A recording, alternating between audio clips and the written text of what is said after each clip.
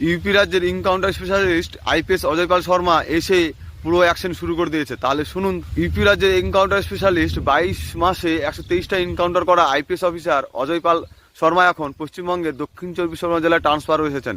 আর এসেই গোঘাট বর্মা এলাকায় যেখানে গন্ডগোল হচ্ছে সেখানে যাকে যেখান থেকে পাচ্ছে তাকে সেখানে কেউ যদি তার সাথে তর্ক বিতর্ক তাকেও ছাড়ছেন না।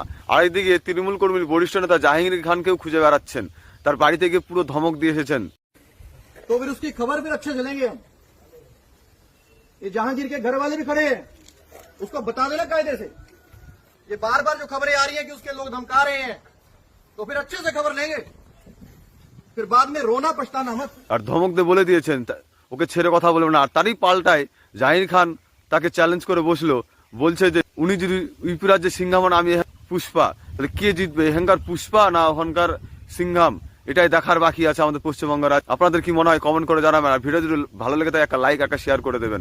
ইউপি রাজ্যের ইনকাউন্টার স্পেশালিস্ট আইপিএস অজয় পাল শর্মা এসে পুরো অ্যাকশন শুরু করে দিয়েছে। তাহলে শুনুন, ইউপি রাজ্যের এনকাউন্টার স্পেশালিস্ট 22 মাসে 123টা এনকাউন্টার করা আইপিএস অফিসার অজয় পাল শর্মা এখন পশ্চিমবঙ্গের দক্ষিণ চব্বিশ পরগনা জেলায় ট্রান্সফার এসেছেন।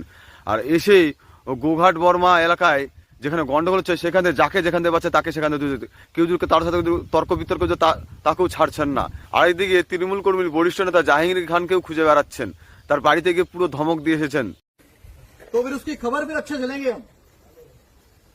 ये जहांगीर के घर वाले भी खड़े हैं, उसको बता देना कायदे से।